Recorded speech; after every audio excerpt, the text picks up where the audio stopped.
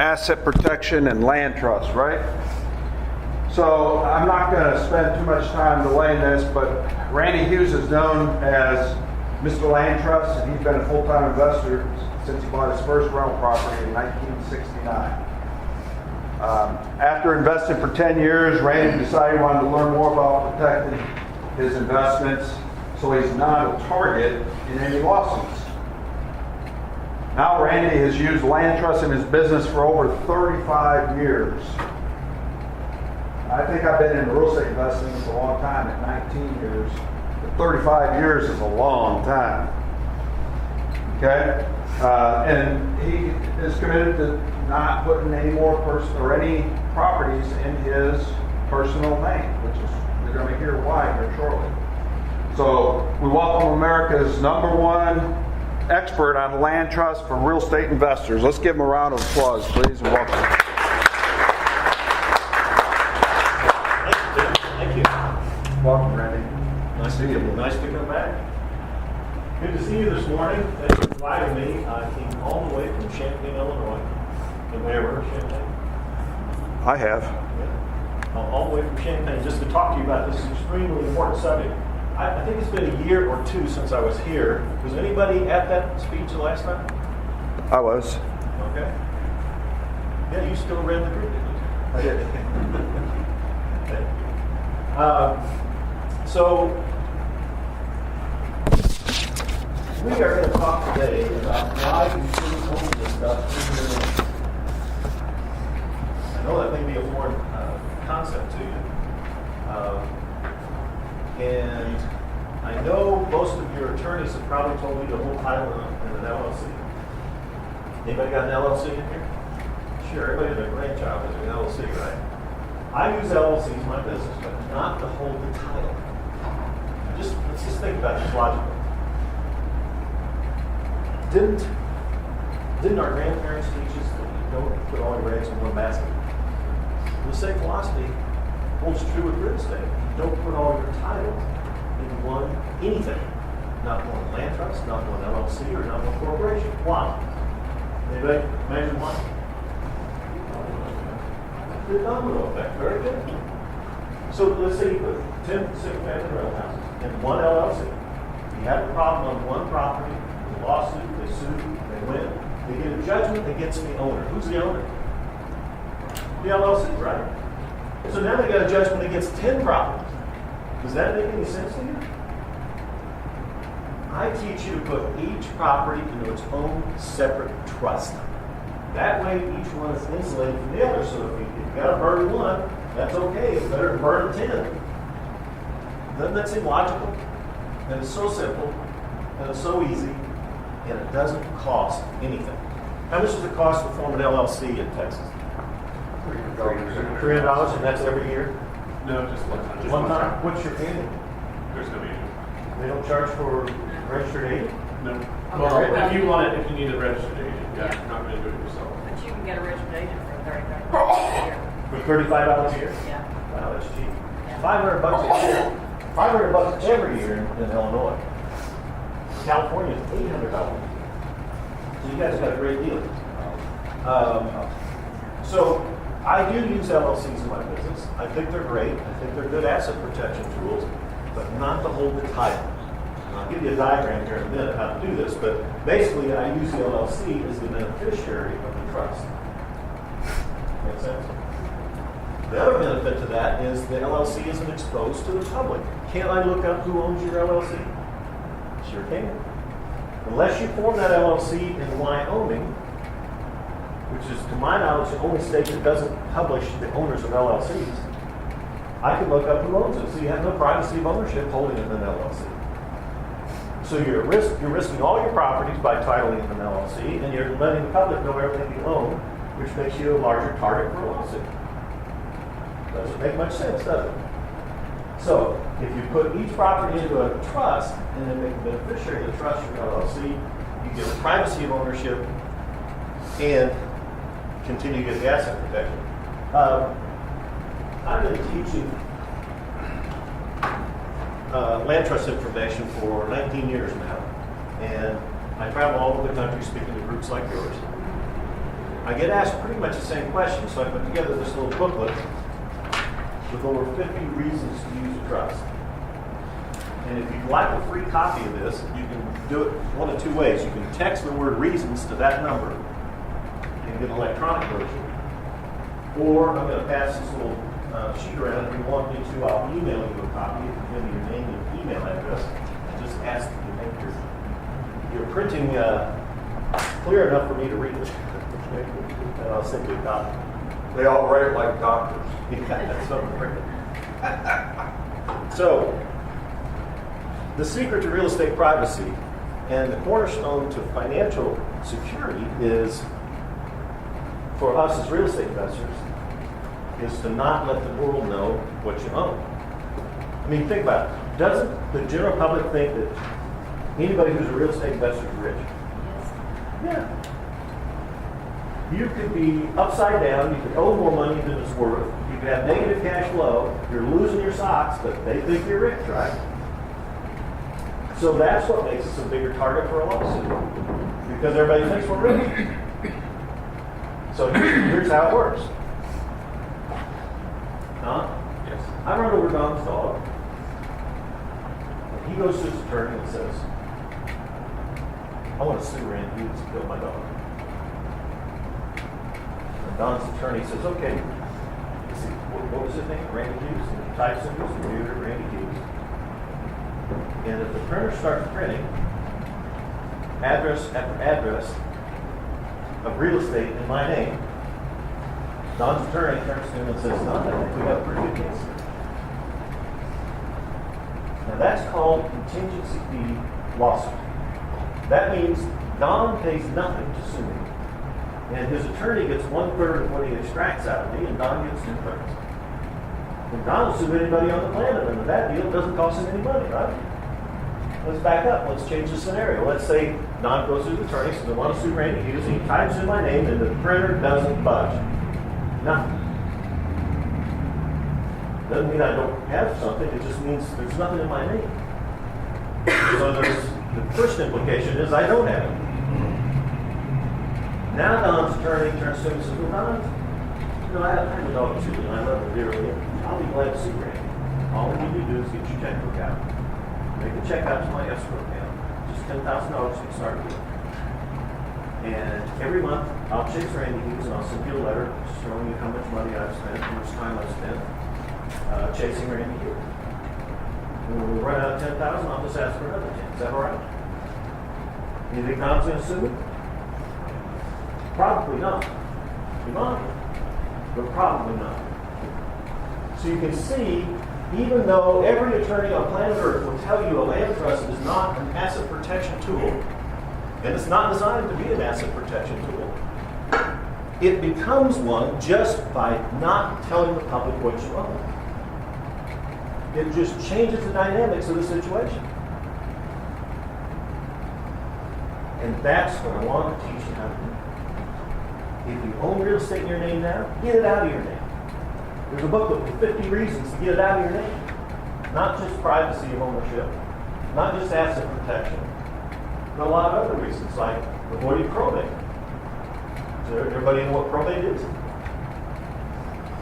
Everybody who owns real estate in their name right now, if you die today, your heirs aren't going to get control of that real estate for several months, if not a year, because it has to go through probate. Now you can see the detriment to your heirs if you've got a piece of real estate that they can't get their hands on. They may need money out of that real estate to bury you with. Who knows? But if you use a trust, the moment you die, your heirs will get control of that property. That's pretty cool. I'll give you a real life example that happened to me here.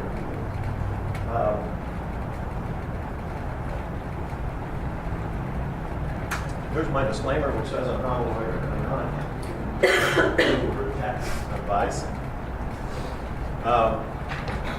Just a little history on myself. I did start buying houses when I was in college in 1969. That's how I made my living, in the house business. Not selling land trust information, but in the house business. That's all I know how to do.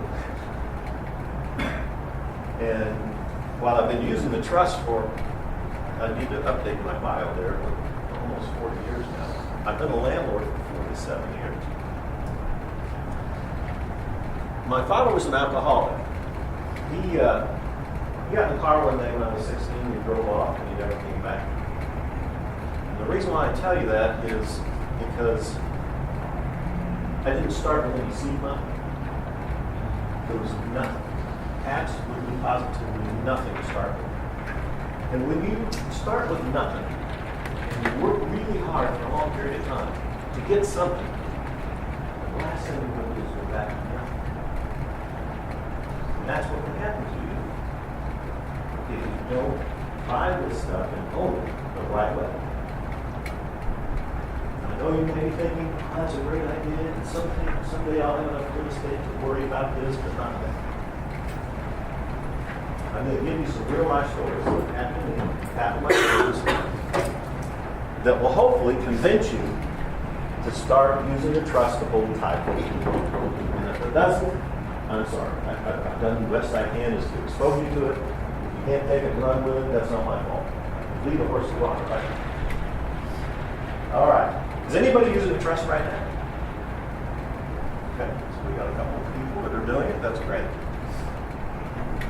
So you're about to discover how not only using the trust benefits you from asset protection, privacy, and an estate planning benefit, but how you can make more money using a trust on the same deals you run now. Anybody selling notes or buying contracts? Notes? It's a great way to make money in this business, but you can do it inside a trust instead of in your name personally, or instead of your IRA. Is anybody investing money out of their Roth? Yeah. You can do that using a trust.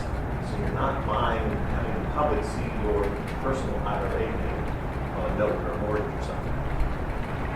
So we combine these trusts with LLCs. We avoid frivolous lawsuits. And don't be intimidated by this. It's just a few pieces of paper. All the trusts you can write a legal trust on one piece of paper. So we need two things. We need a trust agreement. That's the contract between the trustee and the beneficiary. So Wendy could be my trustee, and I'm the beneficiary. So we need two parties, and we need a deed and a trust agreement. That's all. The trust agreement is Wendy and my agreement on what her duties are and what my duties are. The deed simply puts the property into the trust. Okay? So we got. So I'm your trustee. You can be my trustee. So an individual can be a trustee. In fact, in my home study course I brought for you today, there's a whole chapter in there on who should be your trustee. The short answer is it should be somebody with a different last name than you, obviously. And preferably somebody who is out of the county in which the property is located. We'll cover that reasoning in here in a few minutes. What can you put in these trusts? Well, pretty much all kinds of real estate. Houses, this building could be in a trust, Kentucky Fried Chickens, apartment buildings, notes, mortgages, air rights, mineral rights.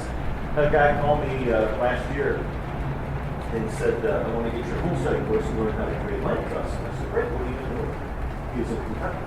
He said, I got 1,500 oil and gas leases. And some of them go boom and some of them go bust. And I don't want one to infect the other by putting them all in one entity like an LLC. So he said, I want to create 1,500 trusts. So they're all insulated from each other. Smart guy. And that's what he did. He bought my whole study course and he created 1,500 trusts. Imagine the amount of money he saved. What that would have cost him to hire an attorney to do that? Probably $500 to $1,000 a trust is what an attorney would typically in this area charge. I've got a friend in California, a lady who's an attorney, and she charges $1,650 per trust. Yes. Do you put, you're saying apartment buildings and commercial buildings, so a business could start on this. A business could start a land trust, but you wouldn't put a business in a land trust. But the title would be in the business name, so you could put that in the property. Well, the title to the property Yes. would not be in the business name. It would be in the name of the trust and the trustee. Now, the business would be the beneficiary of the trust. That's what I'm asking. Okay, yeah. Certainly can make the beneficiary. So let's discover that. Well, who can do these? Who can create these trusts? All these entities can create a trust. If you already have an LLC, you can create a trust. No, if you want to do it personally, you can create a trust. If you have a partnership or a corporation, there's no licensing requirements. There's no continuing education requirements. There's no bonding, no insurance requirements. Anybody and everybody qualifies. It's not like trying to use wrong. Everybody qualifies. Which keep those commercials, why should you do it? Well, they're simple to form. You get privacy and asset protection. You make greater profits. They're great when you link these together with the LLC. So I'm not saying do away with your LLC. I'm just saying let's bury the LLC a little bit deeper than what we've got now. Let's put it underneath the trust so the public doesn't see who's in control. They're free. That's a pretty good deal. You can't say, we make this great idea, it's too expensive. They're free. And you can do it yourself. I had a lady call me in January from Illinois. And she said, I need to create a land trust fast. And I said, great, I can help you get my homestead course. She said, no, I don't want your homestead course. I don't want to do it. I need to create it fast. I said, okay. She said, can you refer me to an attorney? I said, sure. And I did. And I forgot about it. Early March, she calls me again and says, hey, Randy, can you help me get this attorney off dead center? I said, what's the matter? She said, well, I gave him all the information in January. I paid him $500, and I haven't seen him since. I said, well, you should have bought my homesteading course. You would have had 10 of them created by now. But that's life. All I'm saying is, it's much smarter and much better for you if you learn how to do this yourself so you understand what's going on. And then you can create it. Once you get the forms on your computer, you just hit print. You can print them out in 10 in a day if that makes you happy. So it's not hard to do. Who's not using this privacy tool? Well, owners that put real estate in their name. And that's what makes you a target for a lawsuit in this business. And weird things happen in this business. After being in this business for 47 years, I've seen a lot of crazy stuff happen. And if you plan on staying in this business a long time, something's going to happen. It's just a matter of time. Something will happen. It's weird, crazy, and can be devastating to your finances. For example, 35 years ago, I bought a shopping center with a friend of mine. I insisted on putting a title in the trust. In the year 2000, he moved down to Champaign, Illinois. He moved to Fort Lauderdale, Florida, and started developing real estate. He was very successful, made millions of dollars until when? Anybody got an idea what year? 2008. The crash occurred, and he started losing all his dollars. So it's been 2 years ago now. I'm sitting at my computer. I get a report. I don't know if you guys get this. It's called a court reporter. It's everything that's recorded in my courthouse. You're married, you're divorced, you buy a house, you finance, you're buying, you're selling, a judgment, the IRS lien, all comes to my desk. It used to be paper and now it's email. So I'm looking at this report on my computer about 2 years ago, and whose name do I see on there? But my friend. It's been 15, 16 years since he's lived in Champaign. But a bank in Florida has filed a lien for $3.2 million against him. 15 years after he's moved out. What are they doing? They're looking for assets, right? They want to pay. I sat back and I said, oh my God, I just dodged the bullet. Because if we'd owned that real estate in our names, I would have just lost everything. Because of something somebody else did. Now, that's a bad day when you lose everything because you did something stupid. But try going home to your loved one and explaining to her that I think we lost everything today because somebody else did. And I was too stupid to protect our assets. That's the conversation. So please don't let that happen to you. Don't ever go on a deed with anybody. I don't think you should go on a deed with yourself. You should go on the title and the trust. Don't believe what I'm telling you. At least believe that don't ever go on a deed with somebody else because that could happen to you. You could lose everything. 40 years of work. Principal reduction, cash flow, appreciation, gone in a heartbeat because of something he did. Does that convince you? Because if that story doesn't convince you, nothing will. That is a real life story. Incidentally, about 5 years ago, I attended a seminar on Saturday for lawyers. I'm not a lawyer, but I got snuck in there somehow and got in the back of the room and listened to 200 lawyers. All day seminar on Saturday. You know what their subject was? How to discover your exit. All day. I subscribed to the Illinois Bar Journal, and there's a magazine, and on the inside cover was a full-page ad. It says, uncovering the landlord's hidden assets was as easy as reading a sports page. LexisNexis, you ever heard of those guys? See, everything you sign gets recorded.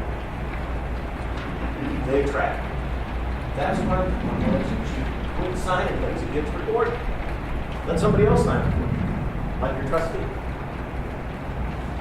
And then you won't be tracked. And it's not that we're trying to hide anything. We're not doing anything illegal, immoral, or fattening here. We're just trying to protect our assets.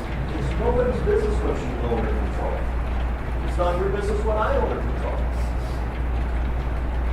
So kind of have a change in your mindset here and think, how do I stay out of the public records?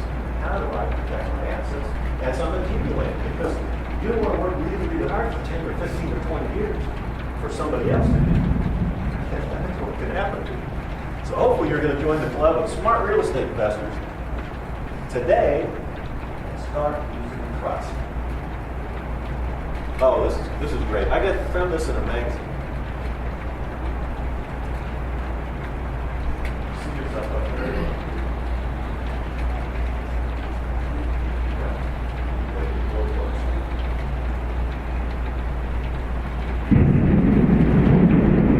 This is messed up.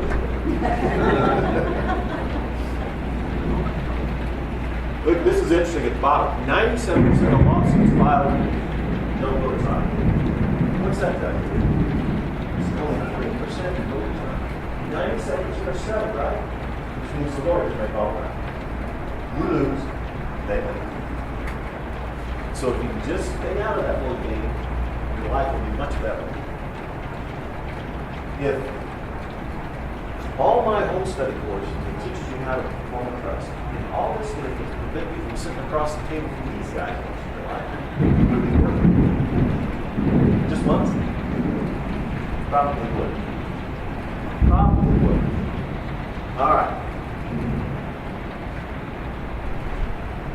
I said I had this lady attorney in California that went out there. We together, got lunch, and we talked about trust. And we went to lunch one day, and the car parked in front of us had a license plate, so I had to snap a picture.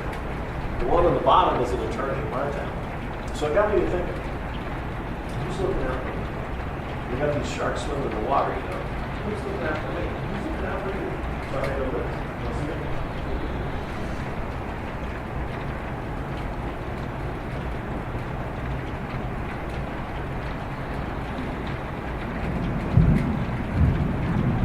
Basically, it's your job to look out for your assets. Right? I have an attorney that I use for all my real estate closings. He's a smart guy. I wouldn't close a deal without him. But I guarantee you he's not laying awake at night worrying about how to protect my assets. He's a smart guy. But it's your job to do it for you, your family, your kids, and your grandkids. And this is a long-term thing. It's a long-term way of thinking. And you got to do it in advance. Privacy and asset protection is a proactive thing. You can't wait until the wolf is at the door before you do it. I know a lot of people, and I speak to a lot of people every year, and only about 20% of them actually leave. That means 80% are saying somewhere in their mind, oh, I'll worry about it later, I'm not, no big deal, blah, blah, blah. I get an email or a phone call once a week from somebody who's in an audience like this that says, yeah, I know I should have done it, but can you tell me, I just got word that the police are by 10. What can I do? And I say, well, you know, this is Saturday, tomorrow's church day. You should probably go to church tomorrow and do some praying, because that's all you can do at this point. Asset protection is something you have to do in advance. There's a concept called old and cold matters, which means you got to do it in advance. You can't run out the day before you're going to court and put your properties in trust and things are protected. It won't. Everybody in here has car insurance, right? Everybody in here has insurance on the personal residence, fire insurance. Why? What's that? They right? This is the same concept. You need to learn how to protect your investments, just like your car, just like your house. Is everybody awake? Am I the only one excited about this? All right. I do speak a lot in California a lot. I spoke to a group just like this. The meeting was over. The guy came up to me afterwards, and we started talking. He's an attorney. I said, wait a minute. Stop. We got to record this. So hopefully, you guys speak your own time.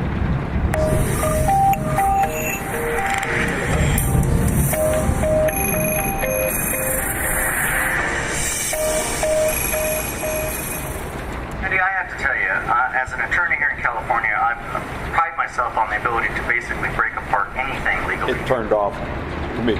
Okay. Now let's play it again. Play it again. I'm trying to back it up. Back it up from the previous slide.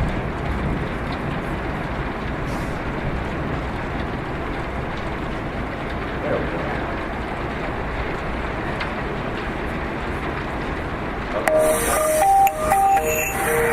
It still didn't connect.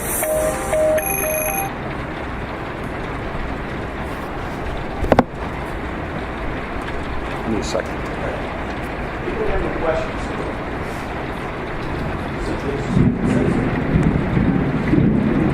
Is there any reason, tell me honestly, is there any reason why you wouldn't want to do this? Okay. Worried about the trustees. Right, let's talk about that. Anybody or everybody can be a trustee. You can hire a professional trustee. Either your mother-in-law or your aunt or uncle. No qualification to be a trustee. So I have a whole chapter of my home study course on who can be and who should be your trustee. And I'll give you lots of ideas because ideally your trustee is somebody that doesn't charge you. If you're active, this is more trust. So it's going to be expensive to hire a professional trustee if you're very active in this business. Okay, thank you. So, I teach you how to do this, hopefully at no cost. If you can't find a trustee, that's okay. I'll refer you to somebody. Don't charge me a couple of bucks. My assistant out at the table is sitting there when I'm done speaking with Sasha. She's a trustee. Is there any way that they can get your property? No. They hold title to your property or it's subject to the beneficiary. They can't do anything without written direction from the beneficiary. Sign a mortgage or sign a deed. Otherwise, it can't be filed. There's over 100 years of case law that backs that up in the United States. If the trustee just walk away from the property, nobody leaves the trustee. There are checks and balances.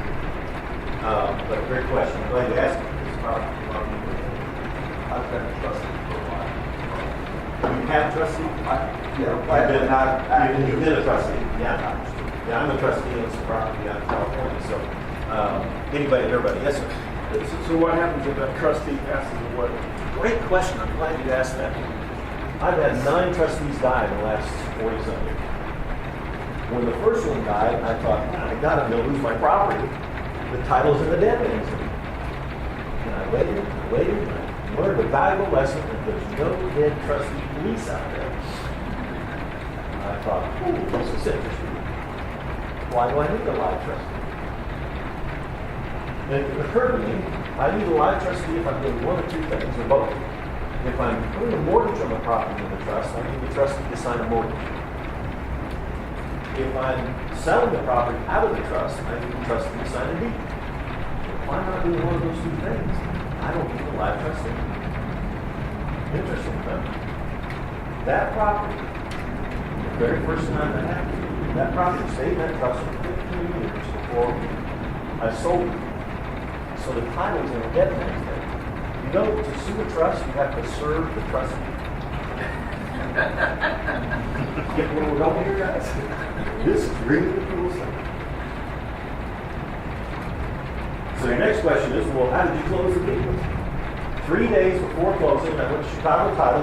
I used the largest title company in America. I used it for all my transactions. I went to Chicago Title, said, my trustee died. Here's the appointment of the new trustee. I was back in business. Wow, did I learn a lesson that day. Very, very interesting lesson. Yes, ma'am. You've had 9 trustees, but I don't have to be your trustee.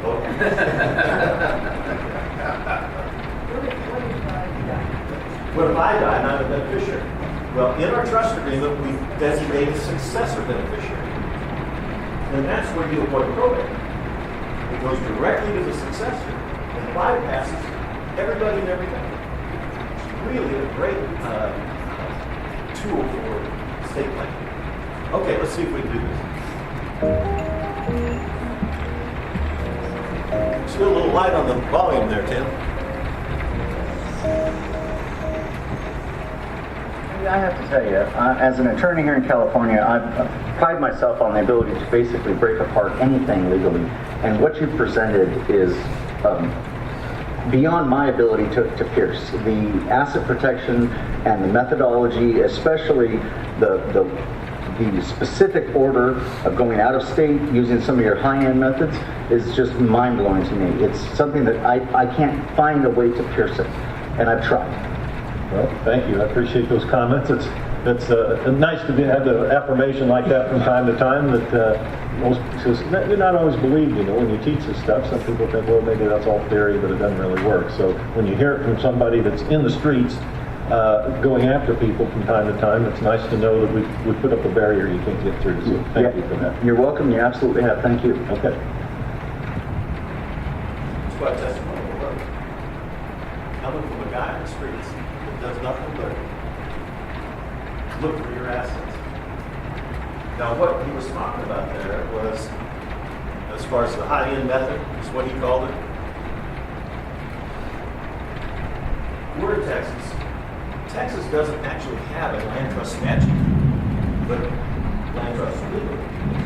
There are only 6 states that actually have a statute. So I like to form my trust in a state that has a statute. I think it gives it more. However, while Illinois doesn't have an actual statute, it does have, it's a granddaddy land trust law. It's got over 100 years of case law.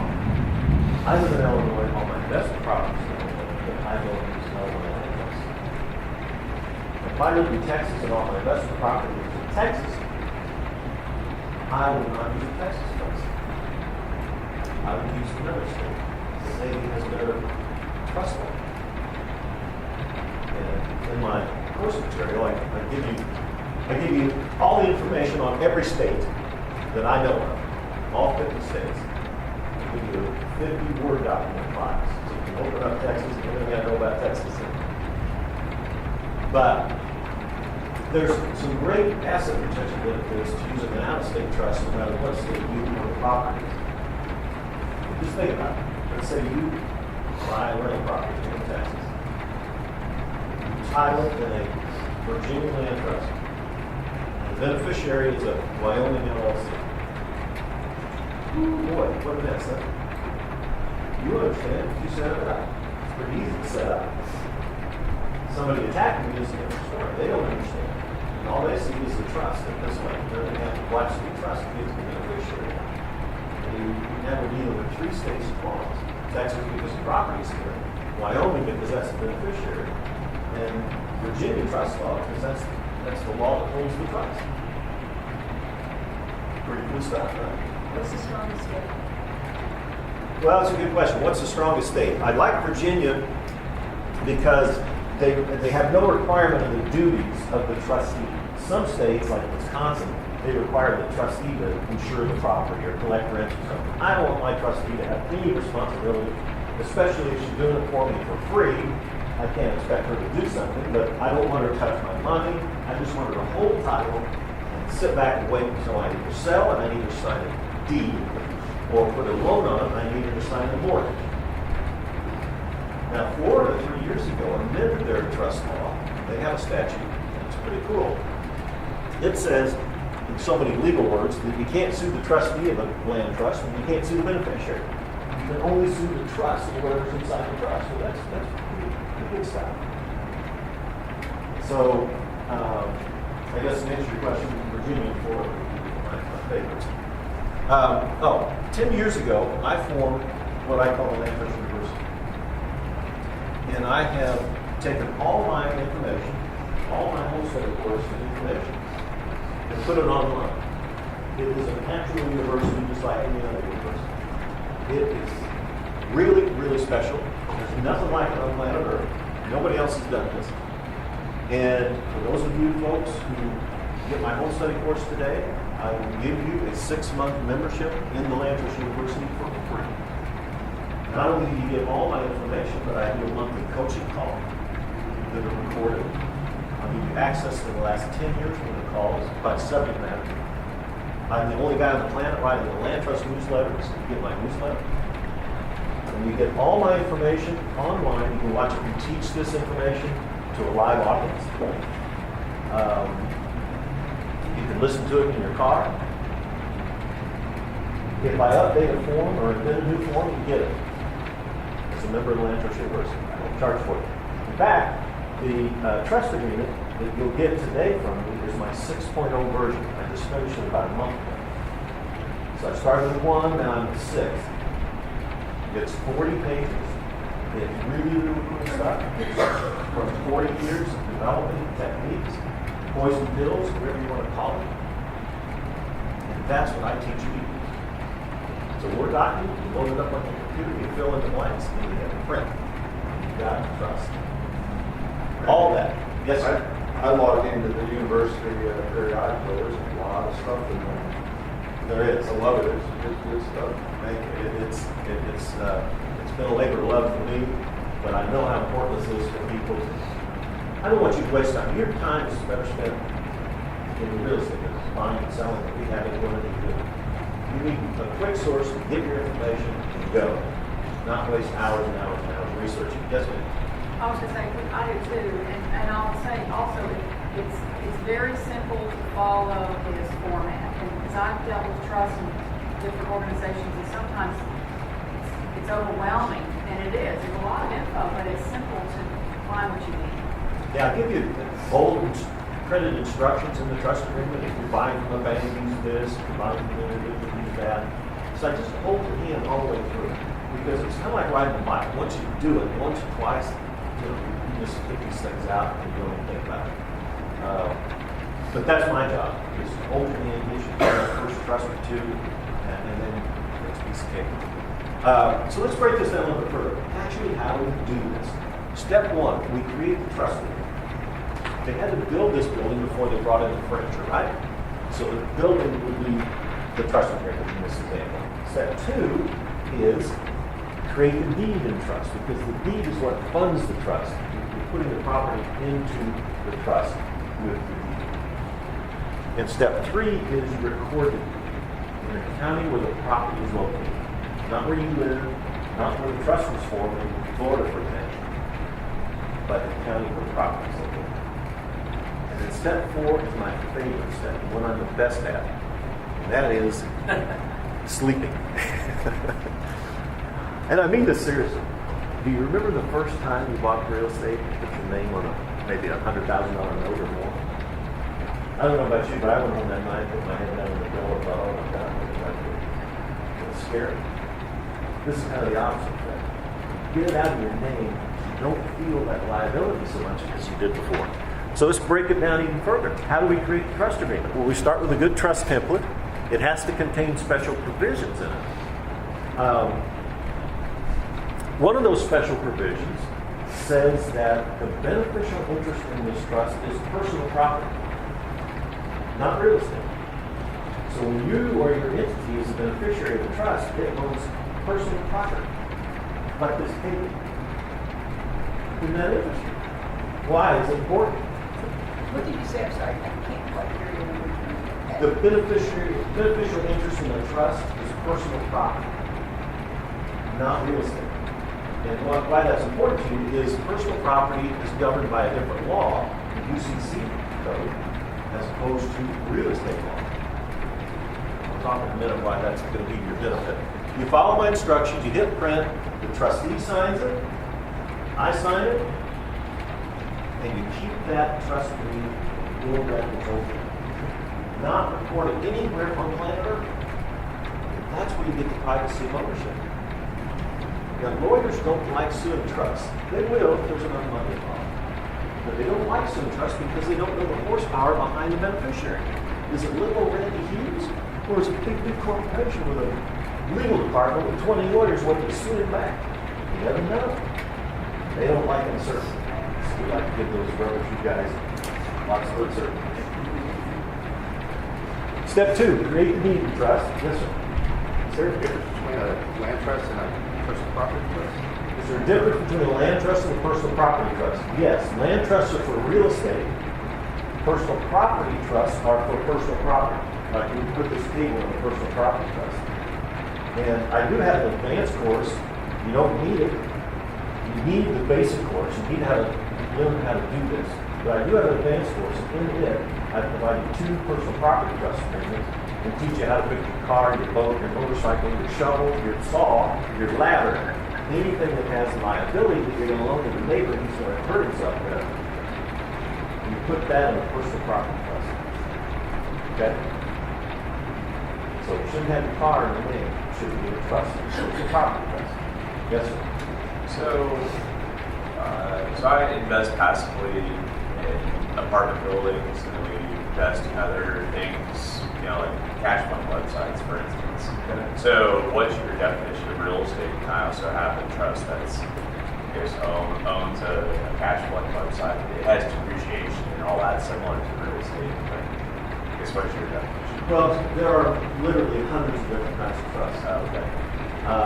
But most people own businesses these days in LLCs or corporations. Sure. And they own real estate in a trust. Now, does anybody in here have a living trust?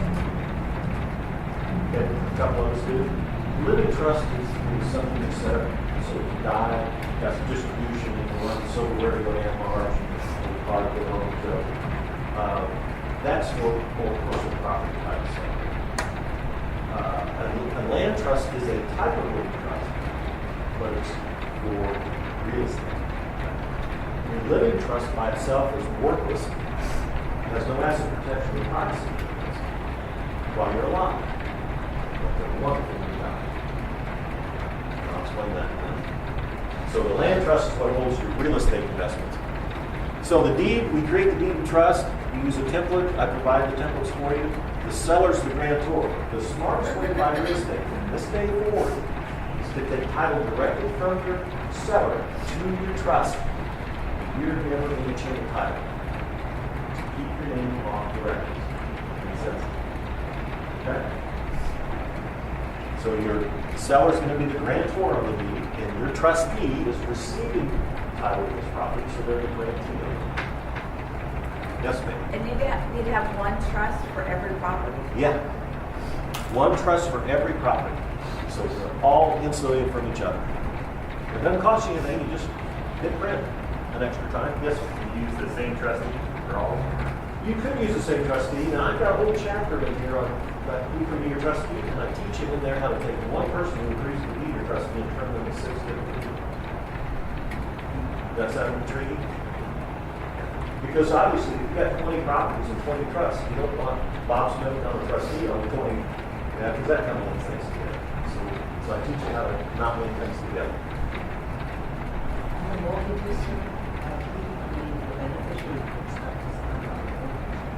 sorry, I couldn't hear On you. mortgage and you're trying to form like a loan.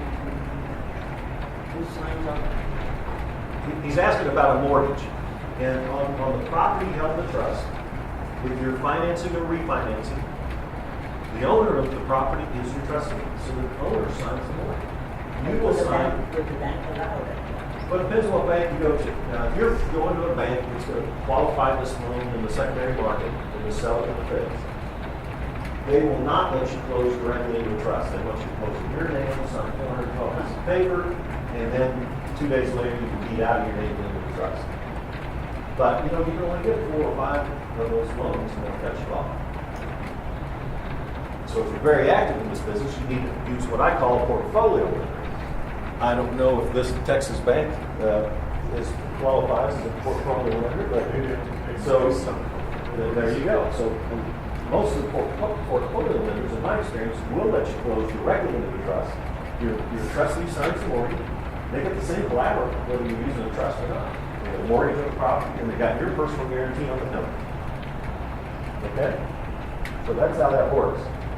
Think of it this way: there's ownership and there's debt, and they're not one and the same. Couldn't I buy a piece of real estate, put a mortgage on it, and give it to you? Put your name on the title. How do you do that? So they're not mutually exclusive. The other option is buy and substitute. Or buy subject to, right? And we'll talk about how you can do that using a trust. I mean, I noticed there were a lot of new people in this group. This is a great way to make money, is to come to this group meeting every week, every month. Because in some regards, it's easier to do that than it is to go out on the streets and find a deal. There are a lot of people, I call them bird dogs. They're good at finding deals, negotiating, but they can't close it. They don't have the money, they don't have a credit score, or whatever it is. So they come to a meeting like this and say, hey, I got this killer deal, it's got 20 grand in equity, I need 5 grand for groceries today. You give me 5 grand and I'll assign my beneficial interest in this trust, and then you close the deal and make 15 grand. So let some of the members of this group do the work for you if you've got money to close the deal. It's a great way to take advantage of this meetup. All right. Step 3, you record the deed in the county recorder's office where the property is located, and then they'll either stamp the deed to you or they'll mail it to you. That's your proof that the title is in the name of your trust. And then step 4 is what we invest. Yes, So sir. that would get mailed to the trustee, or it get mailed? I put my post office box on the deed.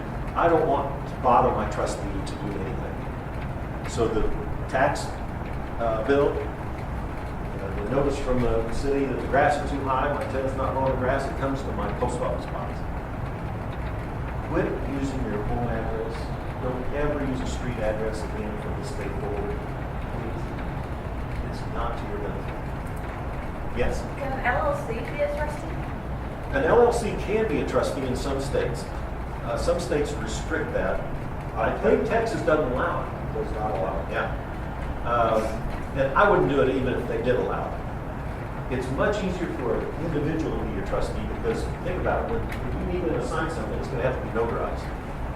And it's much easier for the individual to get their signature notarized than it is an entity. So use individuals. It's a lot easier. I like to comment about not keeping things in your home address on the outline. Okay. If you need a street address, Yeah. it's perfectly valid to use the street address of the post office where your post office box is. Like, if your post office box is on, if your post office is on 1 Main Street, your address will be 1 Main Street, suite, where your box number is. Yeah. Your mail He's will exactly arrive. right. It's interesting. I started doing that about 35 years ago. My wife thought I was doing something illegal or immoral with family. And I was trying to hide something. And I said, no, I just don't think it's anybody's business or our homeland. And the post office didn't like it either 35 years ago. Now they advertise it as one of our services. I didn't know they They advertised. do. Yeah, they actually advertise it. So you But can no, use- you don't have to go to a UPS store or those other places that has a box. It's Right. very expensive to get that same service. Thank you Used for to, bringing used to that have up. to pay them. Yeah. Some places say, well, we won't take a PO box. You got to get a street address. Yes. Okay, I guess I'll do that. Give the street address to the post office, right? I've never heard that before. It's like, look at this. Let's say you got 3 rental properties. You put each one in a separate land trust, and you make your LLC a beneficiary. Everybody with me? Beneficiary is in control. Nobody knows it because nobody sees this level in the public eye. They only see this level, which shows your trustee. And your trustee doesn't even show where they live. They live in California. So there's a lot of privacy and anonymity here.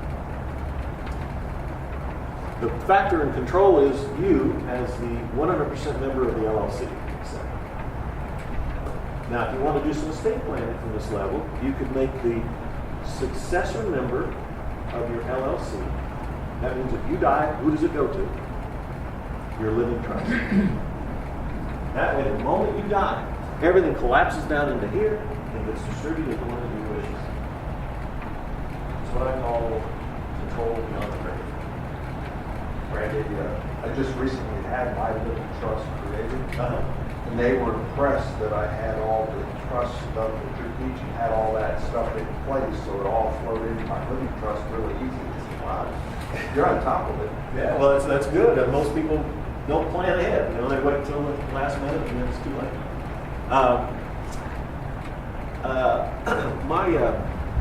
I was married for 41 years, and my wife died 4 years ago. And this is exactly how her assets flow down. Now, you notice I said her assets, not ours. Don't do this, folks. Don't, with your spouse or significant other, don't sign on notes together, don't own property together, don't own trust together, don't own LLCs together. Why not? Pardon me? So you get one, you get both. Very good. If my wife and I had everything enjoying like this, and I get sued, and I lose everything, we lose everything. But if she's got her assets, and I've got my assets, and I get sued and I lose half, I can probably live off her half. Make sense? So she had her own land trust, she had her own LLC, and she had her own living trust. But here's what's interesting about the difference between a living trust and a land trust. The land trust is beneficiary driven. The beneficiary makes all the decisions, they have all the control over what happens inside that trust. The living trust is just the opposite. It's trustee driven. The trustee makes all the decisions. The beneficiaries are just along for the ride. So guess who is the trustee of her living trust? Me. My 2 daughters are living shit.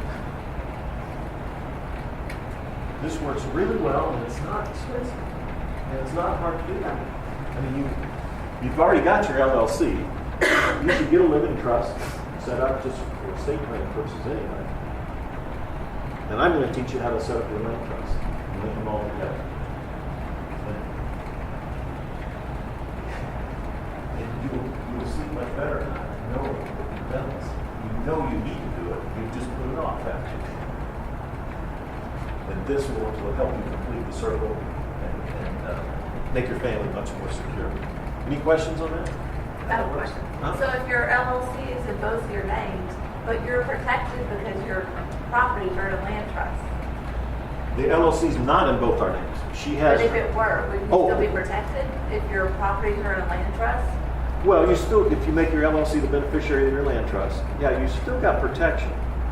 Your LLC protection. I'm just saying that if things go south and the lawsuits start flying, and you're both here, and you lose, you're going to lose everything.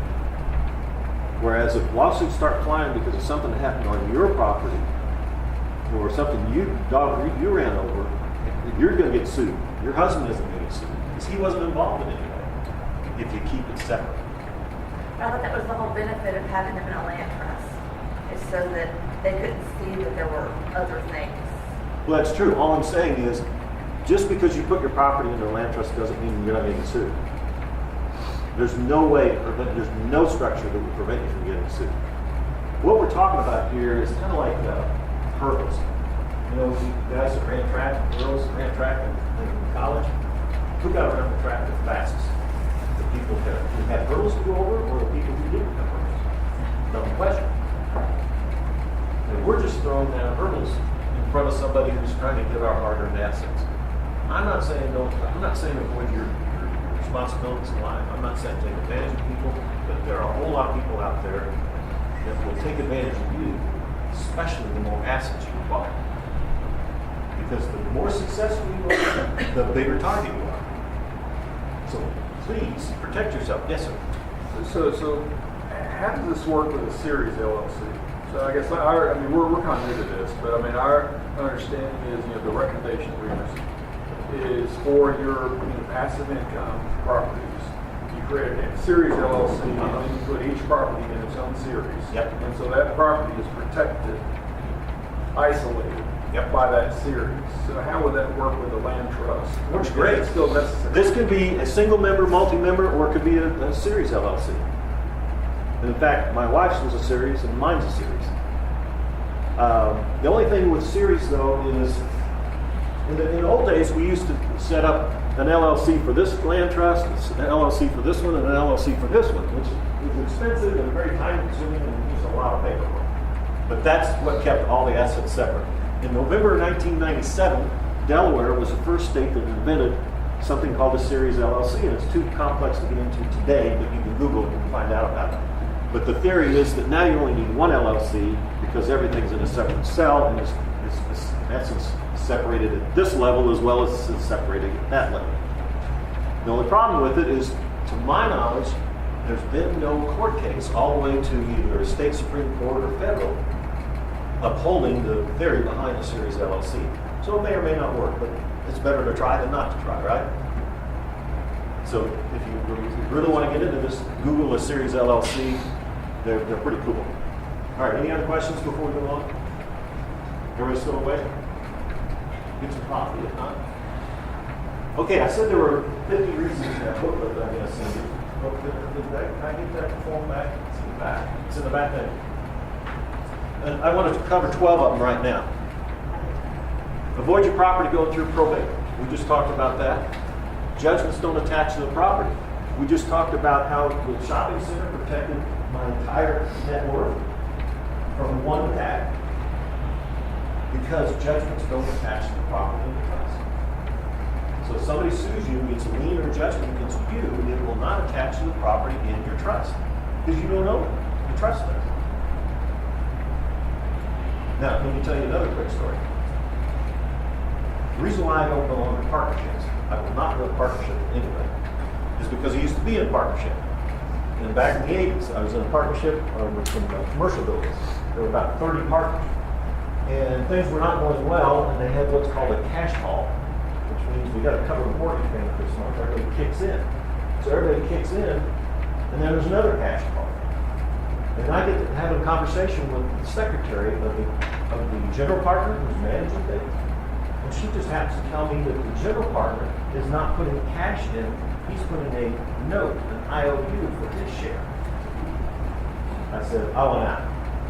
So after a long negotiation, he agreed to buy me out. He gave me, I think it was $4,000 down, and he signed a $40,000 note for my share. And guess what happened when the note came in? He didn't pay. So I sued him.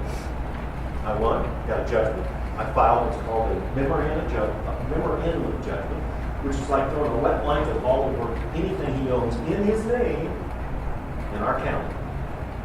Fast forward a year, I'm sitting there waiting. I get a call from the title company. He said, hey, Randy, you're showing as a lien holder on this transaction we're trying to get closed down here. Would you come down and sign a release? I said, no. Well, we can't close without it. I said, well, tell me more. What's going on? It turns out that the guy who owed me 40 grand, he went out and bought a condominium for his daughter and put his name on the title with her. Dum, dum, dum. Dum, dum, dum. Now, she's going to sell the condo because she's bought another property. And my lien against him shows up on her property. They said, well, how can we close it? I said, it's simple. Send me a copy of the HUD one. I want every dime of equity coming out of this towards my note. It was about $12,000. And that's the only way they could close that deal. And I signed a partial release, $12,000 of the 40, so I still had a lien for the difference in these things. And they closed the transaction. Don't go on the title with people. You see, you're in this business long enough, it's gonna burn you. I'm sure he and his daughter had a wonderful conversation that way. Okay. Safer management with multiple owners. You know, we could all kick in 10 grand and that ain't not five piece of real estate. But can you imagine if we all had our name on the title? That'd be a mess, wouldn't it? So we last. You'd be last. This is harder to say. We put the title in a trust and then we all be beneficiaries. So I'm not saying don't do business with other people, just do it in the right way to protect yourself, okay? Wholesaling contract assignments. I gave you an example of how to do that. I don't think any of you are doing that right now, if you learn to. No registered agent, no franchise fees, no tax return, no EIN number. These things are just off the radar. But the last thing, planet Earth is not being tracked by the feds or the state government. And I think that alone is a reason to do it. Protection against unhappy tenants. Are there really landlords in here? Okay, about half of us are landlords. Sometimes you got to kick somebody out, don't you? I've been a landlord for 47 years. And for many of those years, I had two little girls growing up in my house. And the last thing I needed was some tenant I was evicting to come knocking at the door of my 7-year-old daughter. So, you see, these are not just privacy and asset protection issues. These are sometimes life and death issues that we're dealing with. I had a lady call me about 2 years ago from Florida. She said, "Randy, how can I get your homestead course faxed?" And I said, "What's the hurry?" She said, "Well, I just got a call from one of my tenants. She lives in Florida, has 8 rental properties in Florida, and her own personal residence. I just got a call from one of my tenants, and a man knocked on the door looking for me. I know who he is, and I'm not interested. What have you done?" Just go online, type in her name, prints out 9 addresses, and you go knock her door to door until you find where she lives. Now, if that doesn't scare you lady landlords, I don't know what would. Once a year, I get invited to speak to a group of, they're called real estate masterminds. In a sense, puts that together. It's about 30 of us meet in Cancun, and we sit around the pool, and we're primarily drinking. But we talk enough real estate, we deducted all of our taxes. So I'm sitting there drinking and talking, and this couple, a married couple across the table from me said, "Randy, you got your homestead course, and you use it, we love it." And I said, "Why did you buy it?" They said, "We were sitting home one night, about 9:30 on a Friday night, and there was a knock at the door. It was one of our tenants. They had 15 houses in Dallas, single-family houses. Well, it was one of our tenants. He said, "My toilet's plugged up. I need you to come over and unplug it." And my friend said, "Hey, it's 9:30 on Friday night. I'll be there tomorrow morning. I'm not coming out tonight." And the tenant said, "No, you don't understand. You're coming over tonight." They had to call the police. Big brouhaha. Light bulb went off in their head that night. You don't own this stuff in your name. They bought my course the next day. They created 15 land trusts, deeded every one of those properties out of their personal names into 15 different trusts. Haven't had a problem since. These are real life stories, folks. This is what happens, and that's why you need to do this. I can't press upon you enough. You want to avoid the due on sale clause? You want to avoid transfer tax? Would you like to avoid reassessment upon sale? Would you like to avoid closing costs? Those are all benefits of using the trust. That's going to save you a ton of money, guys. A ton of money. I mean, let's say you find a killer deal. What's the average home price here today? Forward, find out 160, 180. Okay, let's say you find a 180 house. Grandma and grandpa lived in it for 40 years and they're ready to go to their assisted living facility. And they're willing to sell it to you, you're a quick closer, they'll sell it to you for 120. That's 60 grand a hectare, right? But because they've lived there so long, the assessment is like, let's say it's 40,000 for the assessment, because it's not sold in the last 40 years. When you close on that deal for 120, your tax bill is going to go from 40,000 to 120 like that, which is going to suck all your cash flow out of this deal. Wouldn't you like to close that deal and keep the $40,000 assessment? Use a trust and you will. And grandma grant put the title of the property in trust first. You buy the trust, you buy the beneficial interest in the trust. That's a non-recorded transaction. The assessor never sees it. The assessment stays at $40,000. That is what I'm for today. I think it's so good. It's a great idea. It's a wonderful idea. You avoid the ID theft of your name because when you're not signing things, it gets recorded in the courthouse. Somebody can look up they can run your credit report, even though millions of dollars worth of real estate, and nothing would show because you're not signing the mortgage. They only report on the mortgage. When it's a trust, they can't report to the trustee because your trustee has no personal liability. That's one thing. Repossess. Go back to that last one about the 40,000 assessment. Uh-huh. When the seller puts it into a trust, you don't go record that deed? You would record the deed out of their names to the trustee. But that's not considered a sale. No, it's an exempt transaction. That's what I want. Yeah. So they own, whose trust is it? You said you get that. Grandma and grandpa are entitled now. They deed out the title to their trust, and they're the beneficiary of the trust. Right. Then they sell you the beneficial interest. You become beneficial. You become the beneficiary. Title still stays in the name that they put it in. And if you set the trust up so that the benefit is personal property, it's not a land transaction. Is that what you were saying earlier? About Yeah. writing it as personal property. Right, and what we're talking about there is this one here. Oh, okay.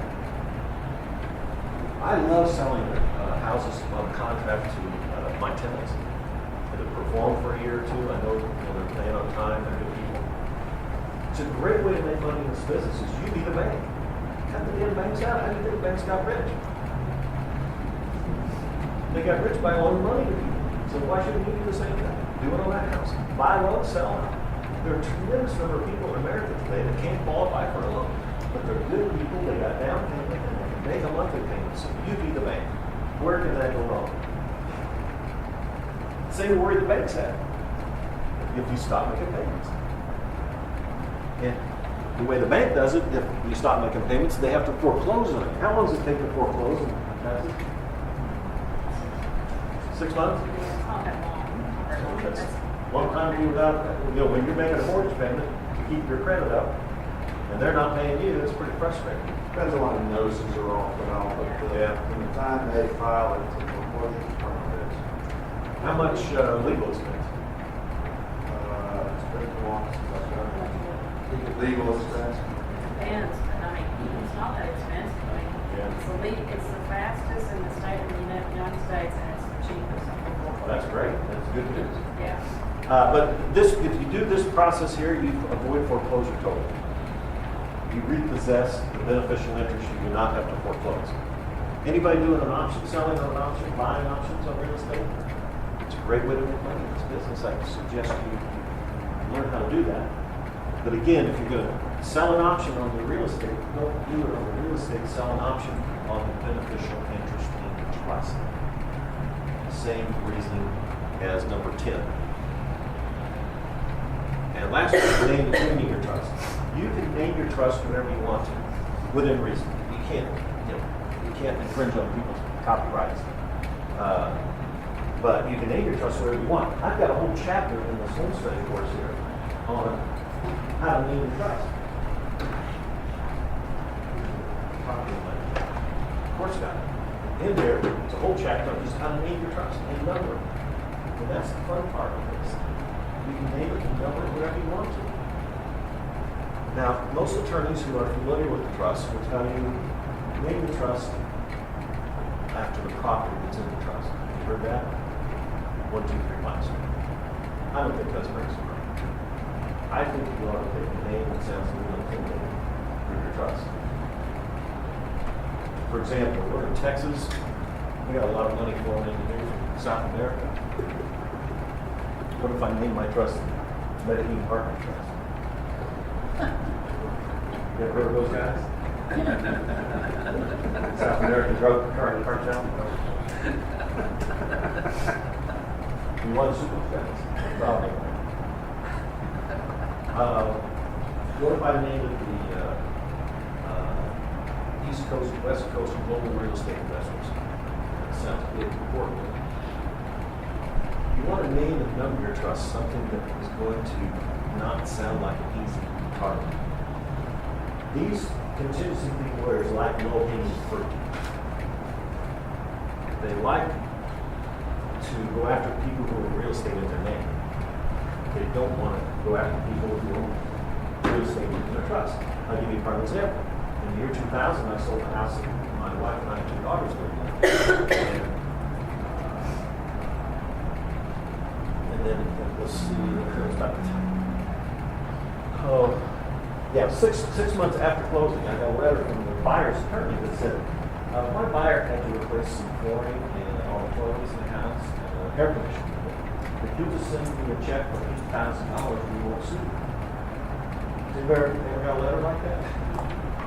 Well, it's just a matter of time. If you stay in this business, you will. Now, most people who pay, they say, oh, I don't want to sue, I'll borrow from grandma and I'll get you $8,000 somehow. What's going on here? What do we call this in money extortion? It's simple extortion. Am I responsible for maintenance after I've sold the house? It's crazy, isn't it? That he would send me that letter is crazy. I sent him a letter back. I said, dear Mr. Lawyer, I'd suggest you check your records before you threaten to sue somebody. I didn't own the house. And he sent me a letter back. He said, well, my client told me you live in the house. Some people in America live in houses they don't own, right? Oh, and it goes on, Mr. Todd guy goes on, and he says, and if you'll just tell us who the owner was, we'll agree not to sue. So I sent him one last letter. I said, I think the owner was some kind of a trust. This sounds really complicated. I don't know. But it's a trust somewhere. And the last word was good luck. You know what? No letter. No lawsuit. Do you learn valuable lessons? Why did that happen? So here's the conversation he had with his client that day. Well, it's not really as easy to screw this guy as we did the last 5 of this info letter. What do you want to do? And Bob said, easy decision. Let's go on and send more letters out to people who own real estate in their name. I don't want to spend money chasing some trust. So there's a prime example of how, even though a trust is not designed to be an asset protection tool, it was, wasn't it? It sure protected my assets. Oh, this stuff. People didn't regret about that. All right, where are we at? So hopefully you realize the benefit of holding title to this stuff in a trust, because all this stuff is at stake. College education, your cars, your houses, your family. So I want you to get a membership in the Land Trust University for free. I'm giving everybody in here a free membership today for 6 months. You get a proven system, you save time and money, you fill in the blanks, and it teaches you how to do this at no cost. So you create land trusts for the rest of your life at no cost. That's pretty cool.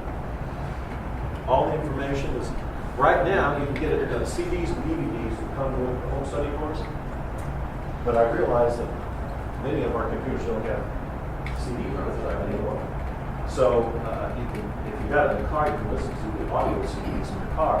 But all the same information is at the Land Trust University. You can watch it on your phone, your tablet, laptop, all online. And here's the most important thing I can offer you. I can answer my phone. Who does that? Nobody I call anymore answers. He does, I've called him. Me too. I answer I my was phone. surprised the first time. And everybody says, what? So I'm not recording? No.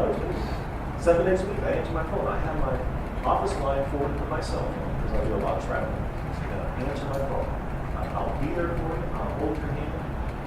I'll give you service like you've never seen from anybody else. Because that's how important it is to me if you learn how to do this. I don't want you to be one of those people who call me next year and say, oh, well, I should have done that. Now I'm getting sued. So everything included, all the forms you need, everything, there's nothing that you're going to have to buy to make this work, upsell.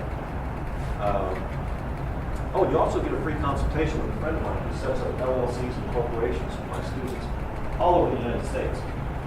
And you can talk to him for free, use it or not, you can talk to him for free. They'll tell you what's the best state to form your LLC in, whether you need a single member or multi-member, what the costs are, because it's different in every state, and what the benefits are when you're using an out-of-state LLC instead of a Texas LLC.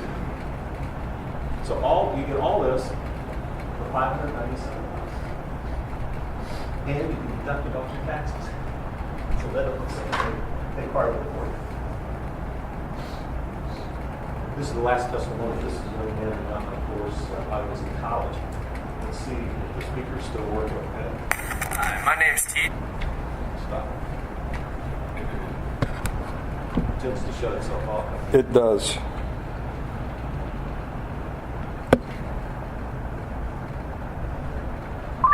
Try it again.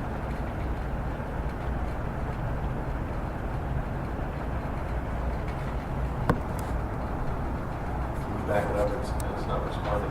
Yeah, it's working. It's thinking. There. Okay, ready? Hi, my name's TJ. I'm from Illinois. I'm 21 years old and I'm a senior in college. I recently acquired a piece of land down in Florida, and I knew a little bit about land trust, but not much. After finding some research and doing some online, I came across Randy's website. I wasn't too sure about it all at first, but I did call him because he had his number on the webpage, and I eventually bought the Land Trust Made Simple home study course. The course was great, and I was actually able to make my own land trust 100% by myself, no attorneys involved, no realtors involved, and that's me with very little real estate experience. If I can do it, anyone can do it, and I want to reassure you that it is well worth the money. Great testimony. I didn't even write it for him. That was one thing. He sat down and just talked from the heart. So the bottom line is this: you work hard to acquire your assets. Here this morning, you could be doing something a lot more fun about it. But you're here to learn how to protect your assets and build wealth. So you can't wait till your house is on fire before you buy fire insurance. Or until you're in a car accident before you buy car insurance. You got to be proactive, and that's what we're talking about here. It's taking the bull by the horns and doing it. Now, I do have a 30-day money-back guarantee on my course.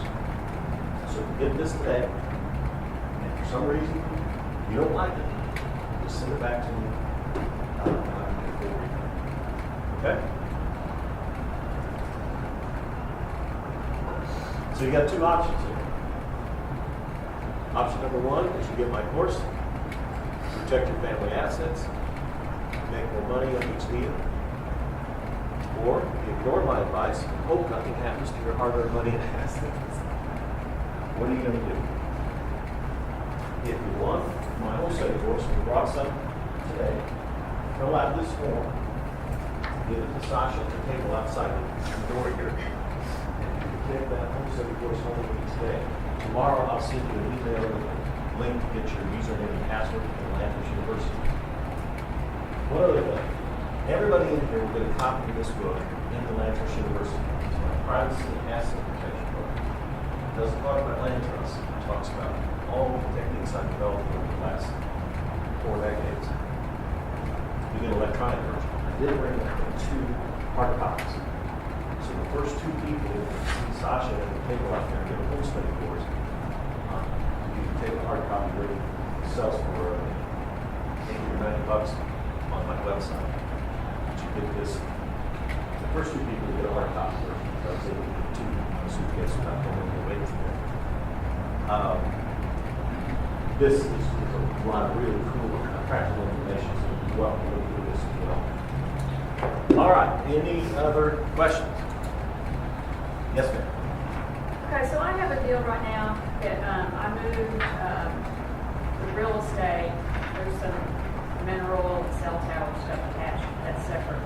So I moved the real estate into a trust, and we're trying to sell it, and I have a potential buyer.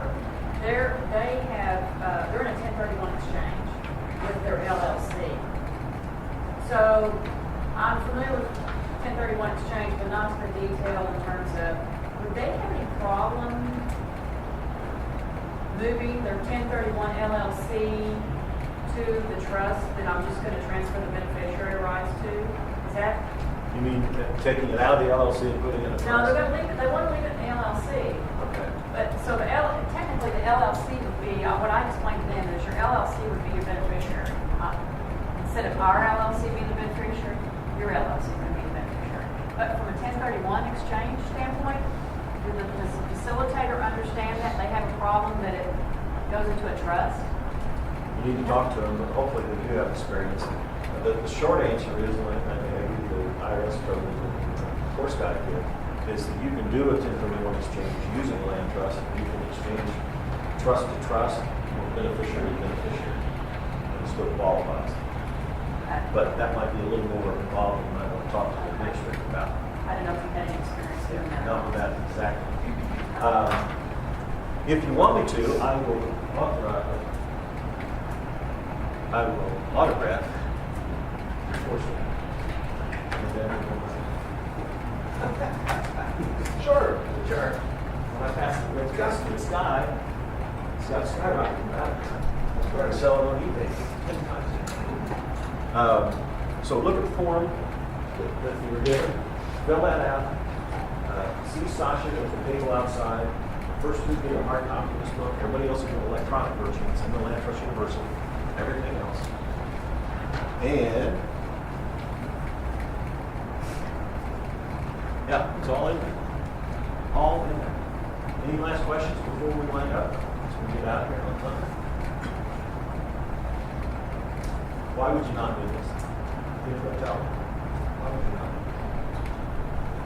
So I don't have rentals and all that. I know you don't like partnerships. I do a lot of partnerships. I do private placements and things like that. And I don't know if this is pertinent. Yeah.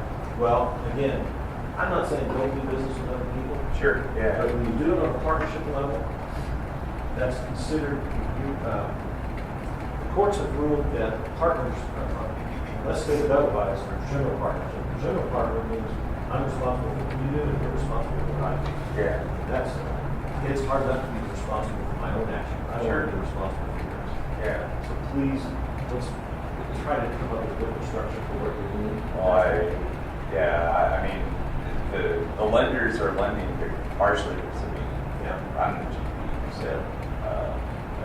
Yeah. I think we can talk about that later. Sure. There is a way to do that with your LLCs. Okay.